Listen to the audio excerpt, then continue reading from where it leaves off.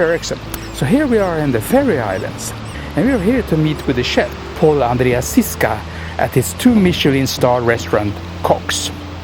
And we're here to find out how he and his team are focusing on a menu that is about tasting the Faroe Islands gastronomic glory and heritage.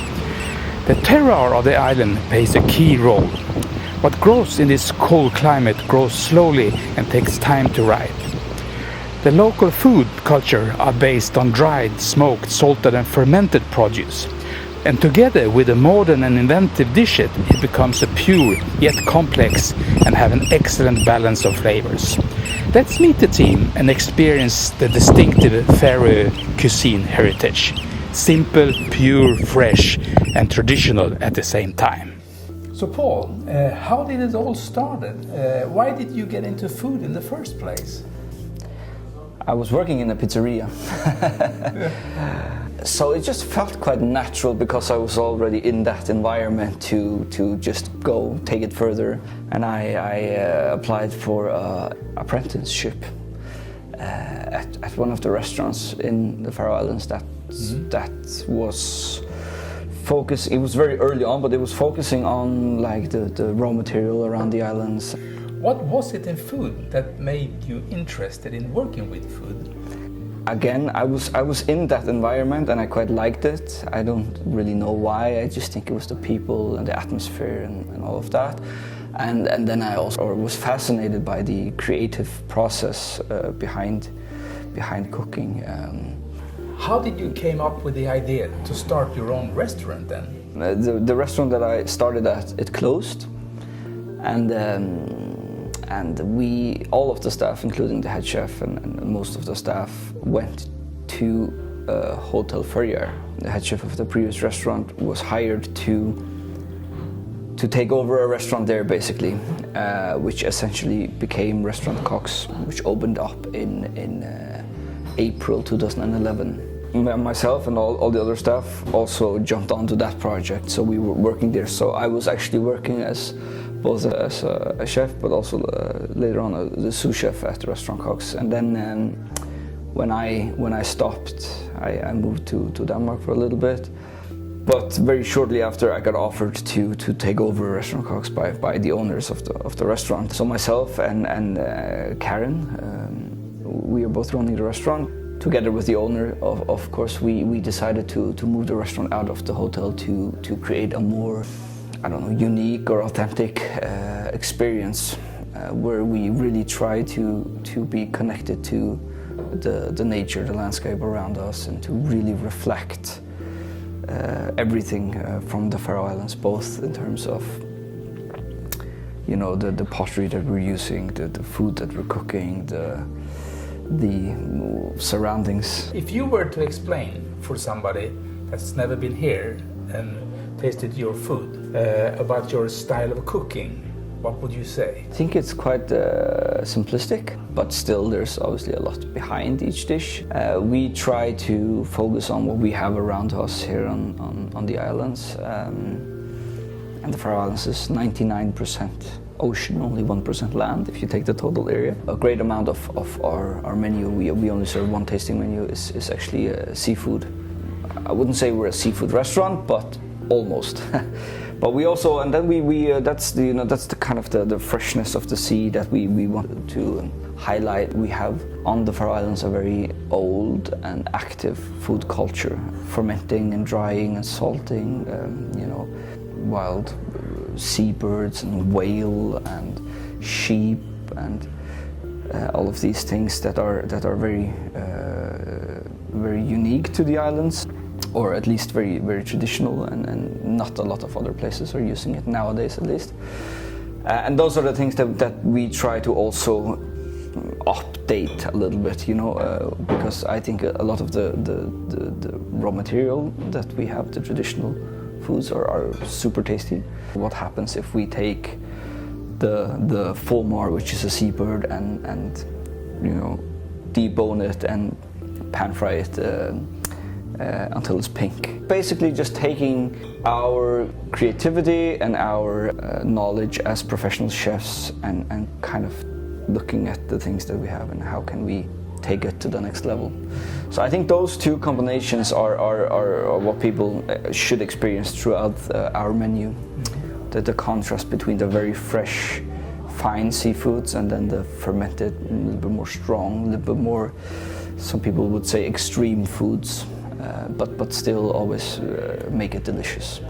What are you looking for to find the right ingredient? We have one tasting menu which is ranging from 17 to maybe 20 courses. Some dishes are very pleasing, some dishes are more challenging, some dishes are creamy, some are crunchy, some are raw, some are grilled, so it's a total experience all the way around. It should be an experience that goes out in different directions. We try to please and challenge people a little bit. Yeah. So here we are with Karin Visth in the wine cellar of KOKS. How do you build a profile on the wine cellar to fit KOKS and the profile of Poul's dishes? The dishes at KOKS are going in two different directions. We have extremely fresh shellfish and fish dishes. We have divers and fishers who are coming in every day with mussels and langoustines and sea urchins. So we need very crisp and clean and elegant wines, champagne. So we are often in the northern part of Europe. We stay mostly in Europe with the wines. So for all the shellfish dishes, I love to pair it with champagne, with mineralic wines like Chablis, Rieslings. Then we have also the completely opposite side of the flavors in the kitchen, which is a flavor quite unique for the Faroe Islands called rast.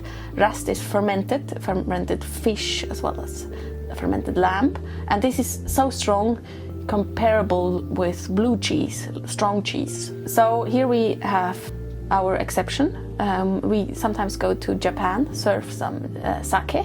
The aged koshu sake fits very well with the powerful rast flavors. Do you think that there is a concept that you could call a taste of Denmark or a taste of Faroe, or is that the same thing? No, that's definitely not the same thing at all. But still, as I mentioned earlier, the old way of preserving and fermenting and has been vital for the survival here on the islands. These are things that don't exist on Denmark and many other places. But on the Faroe Islands, I think the things that you get here that you don't get anywhere else are the fermented flavors of the lamb and the seabirds that we hang up also, and salted whale and these things. This is really a part of, or it's a big, huge part of our DNA, which I think we're quite proud of that it still exists. I think it's fantastic to work with these things because they make so much sense to me. As you know, there's a big trend among the top restaurants in the world, which you are obviously one of, to focus on the concept of a no-waste kitchen. What's your take on that? We try to do the best we can with not wasting things. We try to use most of the products that we can and use everything of them. I can give you an example. We have a dish that comes in 3 different plates on the table, and it's everything from the codfish. So we serve skin, roe, liver, heads, and then it's also the swim bladder, and then obviously the fillet we also use, and then we cook a stock out of the bones. Then we buy extra liver or extra skin or extra whatever we need, but I think that's also interesting because it adds a value. It adds a value for the people that are selling it, and they can get a more profit of each fish and not wasting it. So it's not just about waste in this specific area in the restaurant, but also how can you prevent waste in the fish factory. We want to take it a step further and have a little maybe not a farm, but like a kitchen garden with chickens, where we can do the compost and where we can work with things like that. So Paul, now you got your second Michelin star. Congratulations to that. It's always hard to get table here. I understand it's almost a half a year waiting. There are lots of awards on your drawers and on your walls here. You're very successful and you are situated in a really specific place, I must say. And you have interesting things on your plates.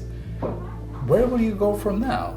I feel like we are getting better and better at what we're doing.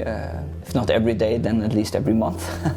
I think as long as you feel like you can do the things that you do and that you love to do better, then that's always a motivation. So we're just going to continue to become better at what we're doing. I think we have a pretty clear image of what the ultimate dining experience should be, and that's what we're going for. So far it looks like other people also agree with us, so hopefully that will continue as well. But we definitely feel like there's a long way to go. We are planning to stay here for some time, but in the future at some point we want to have a restaurant that is built to be a restaurant and not a farmhouse like this. If you were to give an advice to a young person that wants to become a chef, what would that be? I am a young person. Don't do it. No, I don't know. It's a lot of work, but if you feel like that's really what you want to do and that you're really burning for it, then go for it and be prepared to have some tough battles along the way.